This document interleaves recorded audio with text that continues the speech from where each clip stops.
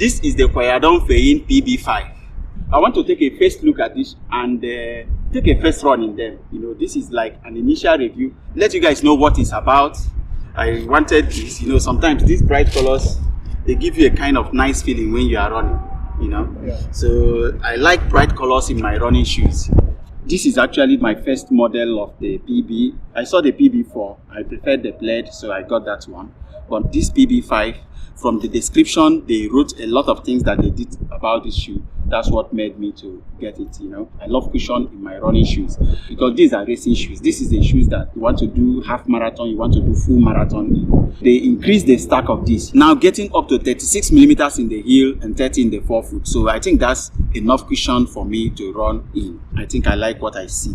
The shoe looks great. The upper is super light. It's just a monolayer mesh. It's very net light. So this will be very good for hot areas like the Middle East in the summer. It's super breathable. This shoe may not be as long as some shoes, but if you look at the tip here, you see that this has kind of round toe. What makes some of these shoes so tight in the toe box is when they taper too much. So I expect this to give a good fit. I'll confirm that when I put it on the feet though.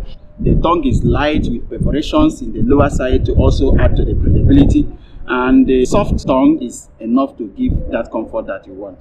The tongue is stitched onto one side, and you can see the tongue is also winged, so that it laps nicely in the front of the ankle, so it doesn't slide around. This is the lace pattern that many people are adopting now, and it works nicely, taking the lace cage a little off center, so that when you tie your laces, it's not at the apex of the dorsum of the foot, so it does not put a lot of pressure on the foot, So this is a nice one.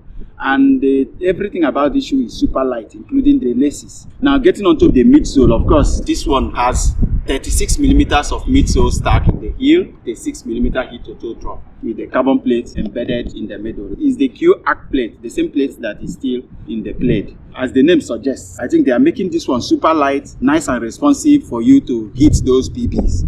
But when we put this on the road, we will see, if you look at the underside, except for this tiny bare area here, is almost entirely covered with rubber.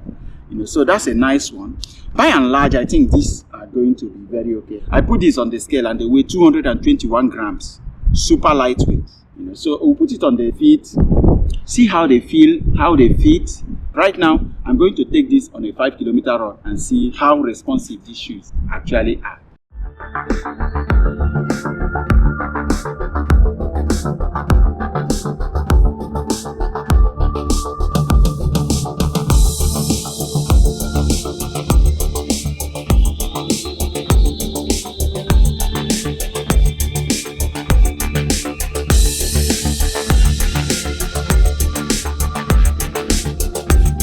So guys, actually this is evening time and I wasn't in the mood, so in the end I didn't even do the 5-kilometer run. I just did like 1 to 1.5 kilometers only, just to fill out the shoes. I will go on a proper run in them as usual, take this at least up to a half marathon because these are marathon shoes, and then I will come up with a full performance review.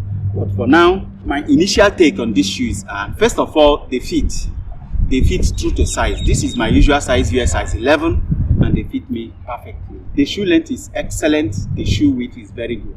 The shoe is sleek, but the toe box is pretty wide. My toes had enough wiggle room. Nice space, not too much, and definitely not tight at all. So the lacing system did its job, and the lockdown was excellent. There was no kind of heel slip at all. The breathability is top notch. You can literally feel the weight. They feel so light on the feet. Like, 221 grams in size 11 is super light. The arch support in these are also pretty decent. You can really feel the bulge on the medial side. The cushion is also very good. They were able to cushion my ride very nicely. I didn't have any complaint at all with the cushion. Pretty decent stability in this also.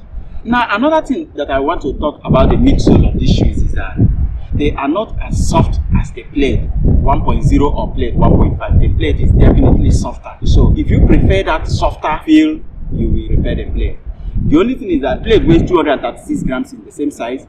So this is about 15 grams lighter than the plaid. Now, as for the bounce, well, they are pretty responsive, but I will not say that they blow me away yet.